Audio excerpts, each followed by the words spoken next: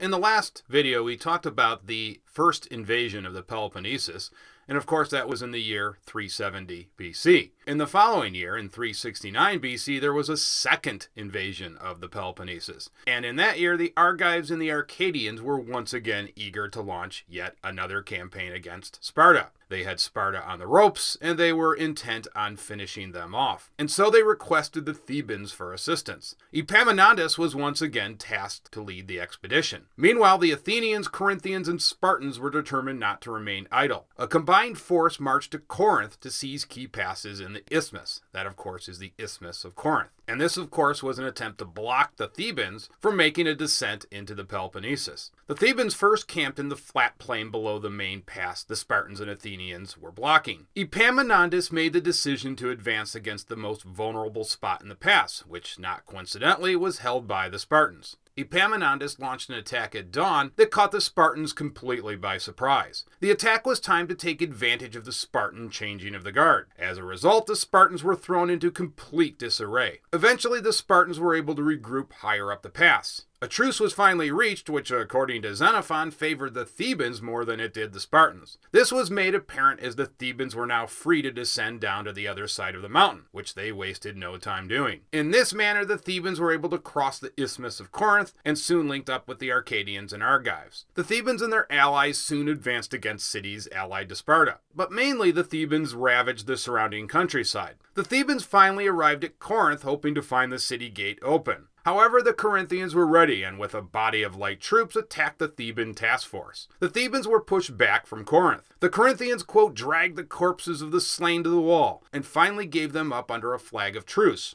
erecting a trophy to record the victory. As a result of this occurrence, the allies of Sparta took fresh heart, end quote. After this setback at Corinth, the Theban army once again laid waste to the countryside, destroying everything and anything in their path. The Athenian and Corinthian cavalry maintained a safe distance since they were outnumbered severely by the much larger Theban army. As winter approached, the Thebans headed home, and this brought an end to what was rather an inconclusive campaign in 369 BC. In the following year, in 368 BC, Epaminondas was yet again brought up on charges by his political enemies. This time, however, the opposition succeeded, and amazingly, Epaminondas was removed from command. Meanwhile, in the Peloponnesus, some of Thebes' allies began to have ideas of their own. The Arcadians were pushed by a man named Lycomedes. It had been Lycomedes who had helped form the Arcadian League, so he was universally revered by nearly all of the Arcadian cities. He reminded the Arcadians that they were Peloponnesians first and foremost, and that it was the Arcadians who possessed some of the finest warriors in Greece. He also reminded his audience that it was the Arcadians who had fought side by side with the Spartans many times in battle, and therefore it was the Arcadians who had helped transform Sparta into a major power. And so Lycomedes was convinced that if the Arcadians remained under Theban control, they would assist Thebes in becoming a, quote, second edition of Sparta, end quote.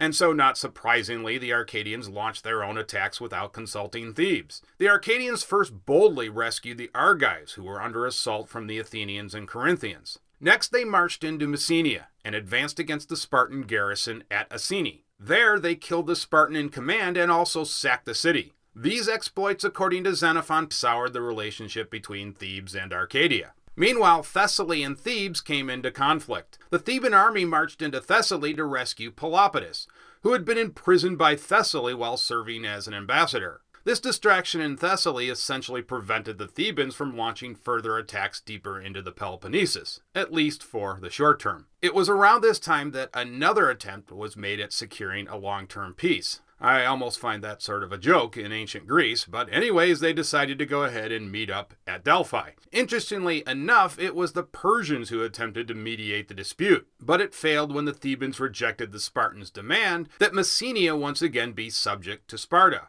After the negotiations failed, the Persian emissary decided to provide further funding to Sparta. Sparta would then use this money to hire more mercenaries. Meanwhile, Syracuse had dispatched reinforcements to assist Sparta. Athens and Sparta debated about what to do with the extra reinforcements once they arrived. The Athenians wanted to send the reinforcements to assist Thessaly, while the Spartans wanted to keep the reinforcements in Laconia, due to the ever-present danger posed by the reinvigorated Arcadians. Eventually, the decision was made to send the reinforcements to Laconia, where a combined force of Syracusans and Spartans was created. The task force was led by Archidamus, who advanced into southern Arcadia. Archidamus captured Carrhae and put all of the citizens to the sword. Soon Archidamus was in sight of the Arcadian army that had been dispatched to stop him. Xenophon states that the sky suddenly turned dark with lightning and thunder. This was seen as a good omen, and the decision was made to meet the Arcadians head-on. Boosting their spirits was a nearby statue of Hercules. With their morale boosted, Archidamus's men eagerly pushed forward to meet the Arcadians in battle, and easily routed the Arcadians. There was jubilation in Sparta, even more so that not one single Spartan had died in the engagement. According to Xenophon, even the Thebans were pleased at the result, because the Thebans, after all, had been angry at the Arcadians for going solo, and this served as a painful lesson to all of her allies, that Thebes should run the overall war campaign. In the following year, in 367 BC, the Thebans were anxious to reassert control over her allies in the Peloponnesus. The fear was that if the Thebans lost influence, this would allow the Spartans to rebuild the Peloponnesian League. It was absolutely vital to remain in control of Arcadia and Messenia. This was part of the two-pronged approach Thebes wanted to use to keep the Spartans bottled up in the Peloponnesus. Epaminondas wanted to deal with the Achaeans first, and therefore decided to march a Theban army right into Achaia. The ploy worked rather easily, and Achaia submitted to the Thebans, and with that the Thebans marched back into Boeotia. But it was a strange alliance indeed, because Epaminondas had secured the alliance from Achaean oligarchs, who were naturally friendly to Sparta. The Arcadians said, quote, Epaminondas had merely swept and garnished Achaia for the Spartans, and then gone off, end quote. Epaminondas' enemies in Thebes decided to send governors to Achaia to drive out the oligarchs and establish democracy throughout Achaia. After all, Thebes was a democracy itself. The democratic governments that were installed, however, did not last long, as the oligarchs reorganized and took back city after city in Achaia. And not surprisingly, they pledged loyalty to Sparta first and foremost. In the following year, in 366 BC, a curious incident happened that enraged Athens to the point that there was a real risk of a full-blown border war with Thebes. The town of Eurupus had for centuries been a source of dispute between Thebes and Athens. It hit ahead in 366 when Themiston, who was the tyrant of Euboea, seized the town. Eurupus was a vital economic center for Athens, and so not surprisingly, Athens dispatched a sizable force to take back Eurupus. Rather than fight the Athenians, Themiston simply ceded the town to the Thebans. Now, if the Athenians wanted to take the city back, they risked a full-blown war with the Thebans. Athens appealed to several Peloponnesian cities for help, but found few takers, except for Arcadia. It was Lycomedes who persuaded the Arcadians to hold discussions with the Athenians on a potential alliance. This was a very bizarre turn of events, since Arcadia was a bitter enemy of the Spartans. But the Athenians decided to form an alliance, especially since this would weaken Thebes. Times were indeed becoming very strange in ancient Greece. Athens was now friend to both Sparta and Arcadia. And as we know, the Arcadians and Spartans were bitter enemies. Of course, the Athenian foreign policy was completely directed against Thebes. By the way, Lycomedes, who had pushed for this alliance in the first place, was assassinated, but still the alliance between Arcadia and Athens continued on. After the peace negotiations were concluded, the Athenians desired to control the isthmus to the Peloponnesus, especially since their two most important allies were Sparta and now Arcadia. On the surface, they decided to reinforce Corinth with garrisons. In reality, it was more of a plan to seize Corinth itself. The Corinthians, however, saw right through this and viewed this as a semi-hostile act, and refused to admit the Athenian navy into their harbor.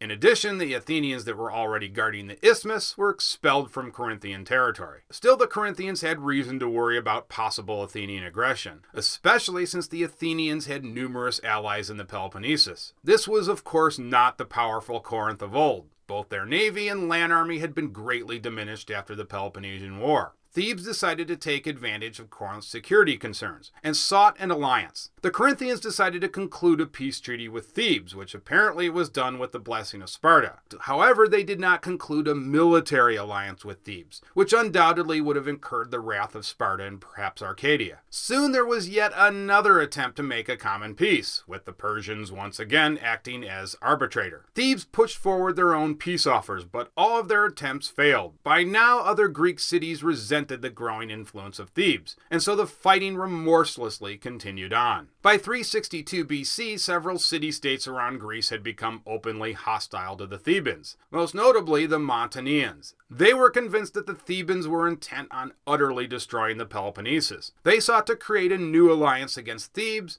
and dispatched emissaries to both Sparta and Athens. Epaminondas wasn't about to let that happen, and sought another invasion of the Peloponnesus, with the primary goal of attacking Mantinea. This would be an army primarily composed of Boeotians, with the Euboeans and some Thessalians. By now, Epaminondas could only count on the support of Argos and the Messenians. The Messenians remained a staunch ally of Thebes throughout these turbulent years. The Arcadian League itself was deeply divided about who to support. Tegea and Megalopolis decided to side with Thebes, while Mantinea formed an alliance with Sparta and Athens. Once again, you can see how confusing this situation became in ancient Greece. Now, after the Thebans entered the Peloponnesus, Epaminondas established his base at Tegea. This would serve as the central repository for all the forces loyal to Thebes. Meanwhile, the Spartan army marched to Mantinea. This set the stage for one of the largest Greek battles ever fought up to that point, with perhaps as many as 60,000 troops involved. There was not a single city-state in Greece that was not involved with this battle. Now, the Mantineans occupied the position of honor on the far right, with the Arcadians and Spartans right next to them. The Eleans and Achaeans occupied the center, with the Athenians holding the left flank. On the other side, Epaminondas employed some of the same tactics he used at Leuctra, and deployed a 50-deep block on the left. The Tegeans and Argives occupied the center, with other allies occupying the far right. Both sides maintained cavalry to protect the wings of their formations. During the course of the battle, the Mantinean cavalry was pushed back by the Theban and Thessalian cavalry, while on the other side of the formation, the Athenian cavalry was routed by the Theban cavalry. The Theban phalanx then crashed into the Spartan left flank, and with the assistance of their victorious cavalry, broke it. But the Theban victory was short-lived, because in a cruel twist of fate, Epaminondas was cut down, and the pursuit was quickly called off. Epaminondas was hit in the chest by a spear. It has been suggested that the Spartans were deliberately aiming at Epaminondas in the hope of killing him. After Epaminondas collapsed, there was a bitter struggle between the Thebans and Spartans for his body, but eventually the Thebans were able to recover his body. While he was carried off, Epaminondas asked his countrymen who had won the battle. When informed that the Thebans had won, Epaminondas stated simply, "It's time to die." Many ancient historians considered Epaminondas to be one of the greatest generals and statesmen in ancient Greece. He was considered to be incorruptible, and of course was unmatched on the battlefield during his day. And so this closes out Xenophon's account. Here are the last lines he wrote in the aftermath of the Battle of Mantinea. Uncertainty and confusion indeed had gained ground, being tenfold greater throughout the length and breadth of Hellas after the battle than before. You sense Xenophon's frustration here? I think he was apathetic to the madness of it all. After all, what did all of these battles and wars accomplish in the end? Not much, except to permanently weaken Sparta and Thebes. Athens, however, had regained much of its former empire, and took total control of the sea. And Athens was also bringing in those all-important tributes again. So Athens looked set to perhaps reestablish her empire to all of its former glory. Except there was this little problem in the north that soon became a very big problem, and we will get to that in the next video.